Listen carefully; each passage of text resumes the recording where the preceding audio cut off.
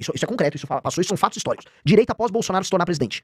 Aras na PGR, desconstrução da Operação Lava Jato, Lula sendo solto, todos os bandidos sendo soltos. Mas Arthur e Renan, hoje nós tivemos aí o Lula telefonando, ou o Trump telefonando, acho difícil, acho que o Lula telefonou pro Trump, né? Finalmente saiu essa conversa. O que vocês imaginam que possa ter acontecido? Isso aí vai ser bom pro Brasil? O que tá acontecendo? Porque até então o Trump não queria ver o Lula pintado de ouro. E agora eles estão conversando por telefone. O que vocês estão achando de tudo isso daí? Quer começar ou começa? É você. De maneira muito clara, a estratégia do Trump sempre foi uma estratégia ligada ao plano local que ele tem nos Estados Unidos, em termos de mostrar para o eleitor dele que ele está cuidando do interesse americano, porque o Trump sempre vendeu que os Estados Unidos sempre foi colocado em segundo plano na política externa americana, especialmente nos governos democratas. Tem a ideia de que, vocês estão gastando dinheiro agindo com nações subdesenvolvidas, a gente não apoia a nossa indústria em que o trabalhador branco que vota nele perde o emprego, enquanto estamos jogando o emprego para a Ásia e para os países do terceiro mundo. Então, há uma demanda da parte do eleitor branco americano de classe média em recuperar esses empregos e sentir que tem um presidente que cuida do interesse dele. Tanto que um dos slogans dele, além do Make America Great Again, é America First. Então, América primeiro.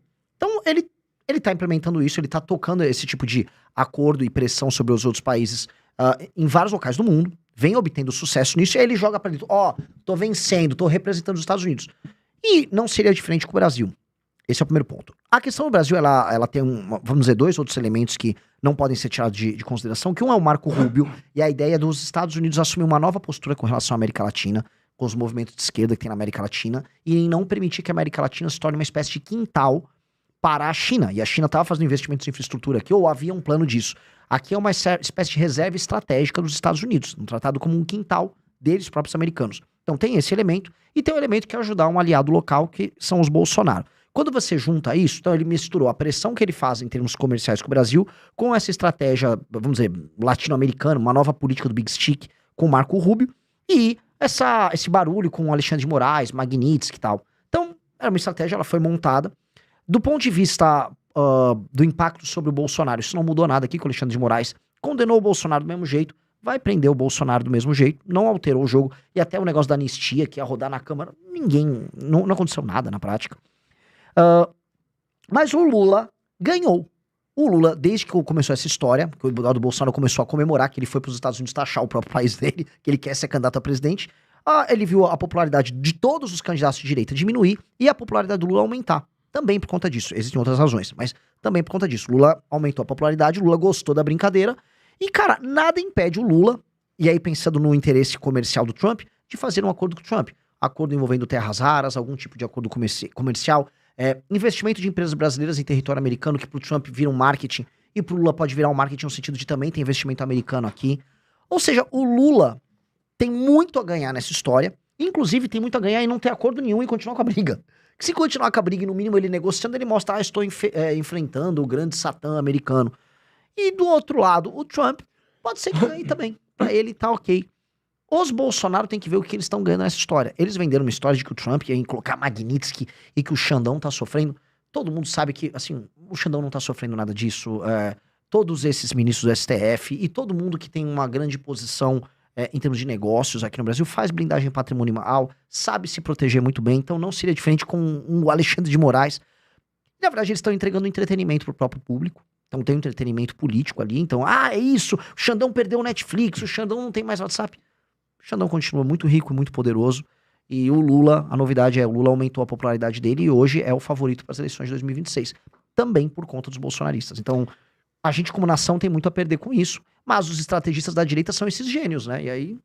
Uma coisa que a gente bate muito, cara, e a gente é xingado por causa disso, a gente é o portador da má notícia. Então, a má notícia é a seguinte, cara, não existe uma direita inteligente, super articulada, em que o Trump está se apoiando ideologicamente. Esses caras também odeiam o comunismo, então nós estamos todos juntos para ferrar a esquerda no Brasil. Isso não existe, isso não existe. O que você tem é um bando de trapalhões, né? Que a cada dia que passa eles vão fazendo trapalhadas ainda mais trapalhadas, né? Então você pega, por exemplo, você teve um 7 de setembro, acho que foi 2022, em que a gente gritou para um presidente que ele é imbrochável. E a gente tem um 7 de setembro agora em 2025, onde a gente estendeu uma bandeira americana na Paulista. E aí a gente entrega para a esquerda o presente de dar para eles o discurso, não, aqui é verde e amarelo, aqui é soberania. Né? Uma das coisas que a gente pode entender como termômetro é o seguinte: pega o Instagram do governo, Instagram oficial do governo. Isso é o que eu sempre falo pra eles. O que é o Instagram oficial do governo? É basicamente um rio de dinheiro de impostos que nós estamos pagando para que o PT tente passar uma boa imagem. Nesse Instagram, você vai vendo o governo e testando o que dá certo, o que dá errado, e esse discurso da soberania deu certo. Esse discurso pegou. Então, pera lá, velho. Nós pegamos um flanco absurdo aqui. Enquanto o Bolsonaro tá pedindo tarifa e tá pedindo pra você pagar pau pro presidente americano, eu tô vindo aqui falar que eu sou verde e amarelo e que eu vou comprar essa briga pelo Brasil. Pronto. Quando você vê isso, cara, é inequívoco. Você não precisa acreditar em mim, você não precisa acreditar no que a gente tá falando. Você tem que entender que o PT entendeu nisso uma ferramenta muito boa pra melhorar a própria popularidade. Né? E isso acontece no mundo inteiro. Toda vez que o Trump aponta para um país e fala não gostem deste, esse cresce. Canadá. O Canadá. São vários exemplos de onde ele apontou o dedo e a esquerda cresceu, mas aqui no Brasil a gente ainda tem um potencializador, que é uma galera que até o nosso público tá corrigindo a gente pra gente parar de chamar eles de direita, né? Que eles não são, né? Eles são o centrão, na verdade. Mas uma galera que se chama de direita, que é completamente atrapalhada e que entrega presentes dia após dia para a esquerda, né? Uma coisa que a gente fala é o seguinte, que não adianta você me xingar. Não adianta você me chamar, você é bumbum guloso, você é traidor, você não sei o que lá. Não adianta você me xingar. Pare e reflete um pouco. Acreditando no Bolsonaro e nos bolsonaristas, o que a gente teve de melhoria concreta na nossa vida? Nada. A gente só entregou presentes à esquerda. O pior jeito de você combater a esquerda e o tal do sistema é acreditando nesses caras. É o pior de todos. É o pior de todos. Então, Vocês acham que o Trump deu um chapéu no Eduardo? Porque pelo que eu tô entendendo que vocês estão falando, e assim, eu tenho uma visão, tá, Arthur e Renan? Eu acho que quando o Eduardo foi pra lá, cara, os extremos, os radicais, digamos assim, eles falavam, não, mas tinha que ir mesmo, porque o Alexandre de Moraes tá fazendo o que quer. E eles precisavam tomar essa porrada. E eu, olhando aqui como investidor, com um cenário mais pé no chão, eu pensei, opa, peraí. Cara, a gente vai estar punindo muita indústria no Brasil, a gente vai estar punindo muito do agro aqui no Brasil. Pessoas que também, teoricamente, são de direita e que vão ser prejudicadas e não vão engolir isso. Pô, você tá mexendo no meu bolso. Né? Então, eu, particularmente, tenho a visão de que o Eduardo não foi algo muito bem pensado. Né? Mas foi algo muito radical que pode ter jogado contra ele. Mas vocês acham que o Trump usou o Eduardo pra no final dar um chapéu nele, é isso? Deixa eu só começar aqui, que acho que o Renan analisa melhor essa questão do Eduardo, mas o lance é o seguinte, eu nem acho que é um sacrifício que a gente poderia fazer em nome de algo maior. Tipo, a nossa indústria vai perder um pouquinho, mas nós vamos fazer o certo. Sim. Nós vamos dar uma lição no sistema através de uma ferramenta americana que é um presidente americano aliado. Isso não é verdade, porque se fosse verdade, eu embarcava também. Peraí, nós temos que fazer um sacrifício temporário pra você ter um ganho real. De longo prazo, no que é certo, vamos pelo que é certo. Mas não é isso, não é isso. Foi algo pessoal, você acha? Foi completamente pessoal, mas independente disso, mesmo que fosse. Mesmo que assim, tá, a motivação do Eduardo é pessoal, mas vai dar resultado? Eu tô dentro junto. Uhum. Mas não vai dar resultado. É o que a gente tem falado pras pessoas. Cara, não adianta você acreditar que o Eduardo Bolsonaro vai articular com o Trump algum tipo de influência no nosso sistema jurídico pra soltar o próprio pai e pra que a gente tenha o fim do comunismo, que é essa coisa abstrata. Não existe isso. Não existe isso. Não existe isso. Não existe. É só um super patrimonialismo de uma família que tá buscando desesperadamente qualquer ferramenta para que Jair Bolsonaro não vá pra cadeia. Tanto que, o maior exemplo que eu dou é o seguinte. Vamos entender o seguinte. Pessoas foram presas no 8 de janeiro. E aí, independente do juízo de valor que você faça, se devia estar preso, não devia, se é 1 ano, se é 14, não importa. Vamos nos ater aos fatos. Existem pessoas que estão presas no 8 de janeiro. Chegou uma possibilidade no Congresso. Olha, vamos fazer uma anistia para essas pessoas, porque realmente você não pode prender o Joãozinho conservador por 14 anos? Vamos fazer isso? O líder da oposição bolsonarista no Congresso, que pôs esparadrapinho, que foi lá e falou, eu tô aqui pela anistia, pela família do Clezão, pela Débora do Batom. Este cara falou, não, ou é com o Bolsonaro, ou deixa esses caras aí. Pera lá, velho. Se eu sou líder, eu falo o seguinte, irmão, resolve os meus liderados. O meu eu vejo depois. É igual o capitão de um barco, né? O barco tá afundando, ele é o último. Exatamente, irmão, pera aí. Me põe na frente. O problema é comigo? Então Xandão, vamos resolver. Solta a galera. Beleza. Eles fizeram o contrário. Não. Anistias, não. Deixa eles lá, então. Isso não é, só pesquisem, não acreditem em nada do que eu tô falando. Vai no Google e coloquem a declaração do Sóstenes, é que eu tenho a data exata aqui, eu tenho que procurar, falando que anistia sem Jair Bolsonaro não interessa, não vão nem negociar. Sim, e no final das contas, o que eles tiveram? O PL da dosimetria, Dosimetria. articulado por Aécio Neves, Paulinho da Força. e Michel Temer. Sendo que o Paulinho da Força é o nome do próprio Alexandre de Moraes. Então os caras fizeram um baita de um teatro lá, passaram a PEC da blindagem na Câmara pra... Gente, agora um cara ligado ao Alexandre de Moraes vai ficar com a relatoria de plenário da PEC da dosimetria. É que é espetáculo que eles entendem. Você pega o Nicolas, que é um cínico, o Nicolas, ele, básica, assim, grosso modo, ele queria entregar o espetáculo. Ele só não sabia que ia pegar muito mal a PEC da blindagem. Sim. Porque de resto, eles irem lá, botam esparadrapo, ele, uai, olha só, estamos enfrentando o sistema, não tá deixando nós falar aqui. Ele entendeu que é um sistema de enganação. A direita brasileira restou muito pouco pra ela, além de emular todos os vícios da indústria neopentecostal de abuso intelectual. E assim, não é que todo pastor neopentecostal é picareta, que toda igreja neopentecostal é picareta. Não é o caso. Eu ainda tô fazendo um recorte do neopentecostal com o restante dos movimentos evangélicos, e especialmente as mais tradicionais são muito sérias e têm um papel excelente pro Brasil. Dito isso, tem muita igreja neopentecostal, muito das grandes em especial, que vive desse abuso intelectual de pessoas humildes. O político de direita brasileiro tipo Nicolas faz esse mesmo abuso. Quer ficar oferecendo uma espécie de entretenimento, uma causa maior do que tudo para essas pessoas, tiram dinheiro, tiram esperança, fazem essas pessoas trabalhar para elas, e jogo que segue. É um constante abuso intelectual. Então eles abusaram intelectualmente dos presos do dia 8, que foram presos porque o Bolsonaro ficou dando estímulos para aquelas pessoas caírem na frente de quartel. Depois eles foram lá, tentaram um golpe, eles tentaram um golpe e não conseguiram, um negócio ridículo que eles fizeram. Ficaram presos, o Bolsonaro chamou ele de paspalhos, ou bobos. Baderneiros.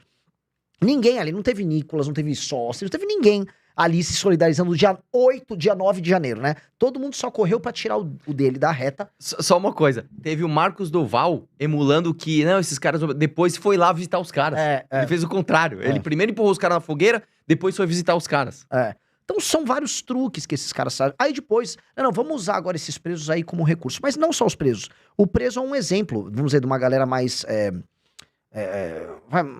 tola que caiu no papo deles e foi pra frente de quartel. Tem todo o eleitorado. E o eleitorado fica mandando dinheiro, manda pix pro Bolsonaro, e é usado, não, estamos lutando, não, olha só, eles estão ocupando a mesa do Hugo Mota pra lutar pela PEC, é anistia. Aí depois, 2 dias depois, o que eles fazem? Pedem desculpa. Cara, a história se repete. O Bolsonaro vai dia 7 de setembro de 2021. Alexandre Moraes, não mais vou respeitar aí. Esse me pede pra sair, canalha! Um dia depois, ô Temer, escreve uma cartinha pra ele, chama ele de jurista, fala que eu tava com o calor do povo no cangote. Que golpe de Estado. Meu, só mais 72 horas. O cara... Aí depois, de novo, cara. De novo a mesma coisa, bicho. Não, porque agora é anistia. Dá 2 dias e o cara pede desculpa e vocês estão lá. Então, o entretenimento. Só pra voltar na pergunta dele, por que eu acho que o Trump, ele nem é uma ferramenta importante nessa equação? Porque ele está brincando com a gente. Pro Trump, o que é interessante? Vamos lá, o Trump, ele tem, diferente do primeiro governo dele, né, que ele se cercou de militares, de banqueiros, nesse ele se cercou da galera high-tech. Pra ele não pode ter uma regulação de redes aqui, que o Brasil quis fazer graça, né, sediou a COP30 aqui e ainda ficou falando, o Lula, não sei se vocês lembram disso, né, mas o Lula basicamente falou, o Trump tem que ter coragem, sei lá a palavra que ele usou, e ainda deu o exemplo da regulação de redes. É muito mais sobre isso, sobre, tem um cara lá que apoia o que eu quero para o Brasil, que é a não regulação das redes, dá uma brincada com ele, o que eles querem? O que ele precisa? Eu acho que é até menos do que isso. Ele não tem nada a perder enfiando uma Magnitsky no Xandão, ele não tem nada a perder em apoiar um aliado estratégico dele na América do Sul. Os Bolsonaro são aliados estratégicos, ele entregou ali, vamos dizer, essas migalhas ali, mas do outro lado, ele também vai achar muito bacana ter um acordo comercial pro Lula. Pro Trump, o Trump não é o melhor aliado do mundo, assim como o Bolsonaro também não é o melhor aliado do mundo. O Trump é America First, mas antes de America First é Trump First. Então se ele tiver um bom negócio que pegue bem pra ele vai fazer e dane-se. E vocês acham que ele vai negociar com o Lula pra voltar? Vai tirar o tarifaço? Vai... Porque assim, se o Lula conseguir, digamos assim, não vou falar dobrar o Trump, mas se ele conseguir trazer pontos positivos e o marketing do PT costuma funcionar bem, ele apresentar isso na mesa pro povo brasileiro, os Bolsonaro te ferraram. Eu tô aqui consertando um negócio. Nós somos pró-Brasil e eles estavam ali, ó, no pé dos Estados Unidos. Vocês não acham que o Lula ganha essa eleição de bandeja, não? Eu não sei. Olha só, primeiro, o Trump colocou o Rubio como negociador. E o Rubio é mais ideológico do que a tropa, vamos dizer, que trataria as coisas em termos de marketing, em termos de economia. Não foi visto pela equipe brasileira como algo bom ter o Marco Rubio. Então, isso vai na linha de que o Trump também não está a fim de um love aqui com o Lula. Isso posto, por o Lula, tanto uma briga com o Trump é bom, quanto um acordo com o Trump é bom. O Lula tá numa posição que quase tudo é muito confortável para ele. Porque pro Lula, se ele continuar brigando com o Trump, ele tem uma causa que justifica o governo dele. Todo mundo torce pro underdog. A América Latina, historicamente, sempre foi anti-americana. Então, ok, estou enfrentando uma perseguição do governo americano. Logo, se houver qualquer coisa ruim em termos econômicos pro Brasil, eu já tenho uma justificativa, eu tenho uma causa histórica, eu tenho que lutar contra o grande satã americano, contra a grande potência que não quer deixar um governo popular como o meu crescer. Justamente no momento, a gente precisa lembrar que o Lula aumentou as assistências que ele tá dando para comprar o voto dos mais pobres. Então, o Lula fica com uma boa... Não tendo acordo nenhum, o Lula tem uma boa história. E tendo um bom acordo, o Lula também tem uma boa história. Então, assim, os responsáveis por essa estratégia, que é o Eduardo, o Paulo Figueiredo, não sei, assim, vamos ver. Todo mundo fala que eles têm um grande plano no final. Eu ainda não vi. Imaginar que a Magnitsky seria uma coisa assim, nossa senhora, o Alexandre de Moraes vai ter... Eu já falei, não me parece ser muito o caso. Né? A não ser que, de fato, o sistema financeiro brasileiro colapsasse porque ele seria retirado do SWIFT e tal.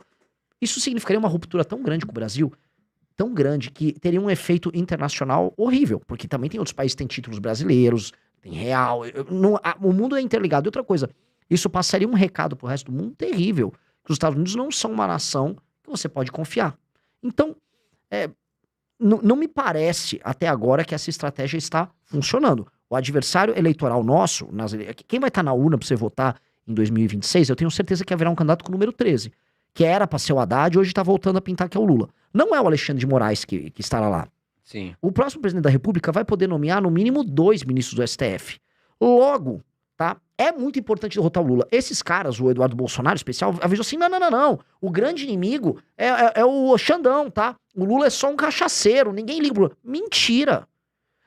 O Lula vai poder mexer na composição do STF, ele vai alterar a lógica do STF, e com mais elementos do STF na mão dele, ele vai poder fazer algo que todo presidente da República quer fazer a partir de 2027, que é ter um controle maior sobre o orçamento no Congresso, indo pra cima do orçamento secreto, que era o plano do Dirceu. Basta a gente pegar as entrevistas do Zé Dirceu. O Zé Dirceu avisou, aqui a gente tem que segurar a onda nesse governo, que é um governo que vai ser difícil, o Congresso não dá espaço pra gente fazer nada, e ganhar a eleição. Ganhou a eleição a partir de 27, muda o jogo.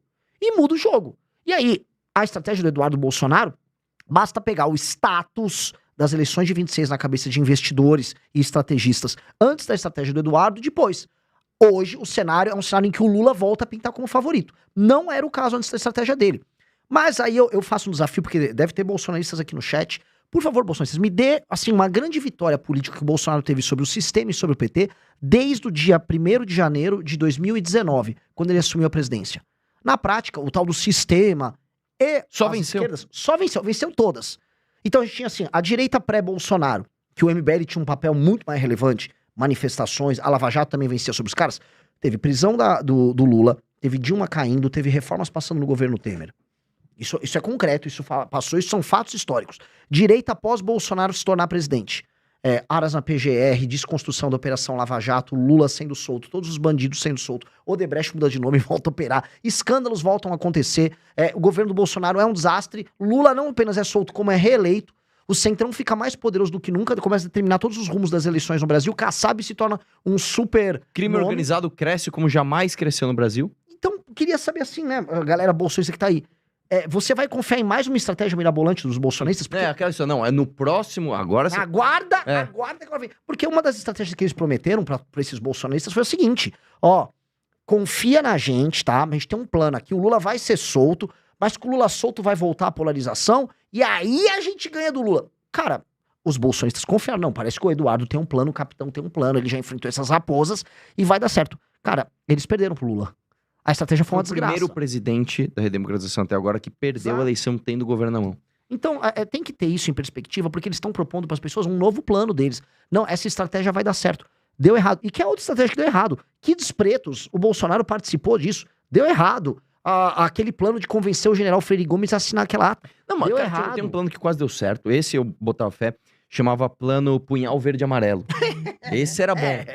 Que o cara falou, não, nós vamos matar o Lula, matar o Alckmin e matar Não, e deixar. Como é que é o assim? Xandão. Porque os bolsonaristas falam assim, não, na verdade, veja só, quem disse que o Bolsonaro sabia? Pô, um cara pega, imprime, imprime 3 vias pra levar pras 3 pessoas da reunião e teve na reunião com o Bolsonaro. Tava ele imprimiu e foi diretamente pra onde estava o Bolsonaro com mais uma pessoa, com 3 vias. A desculpa dele foi o seguinte, cara, eu imprimi pra ler melhor. Meu Deus. Ele falou isso no depoimento. Não é que ele falou no depoimento. Você pega o depoimento e, cara, eu sou o autor do Punhal Verde e Amarelo e eu imprimi em 3 dias que é pra eu ler melhor. Pô, você imprimiu a prova do crime ali, né, cara? Não,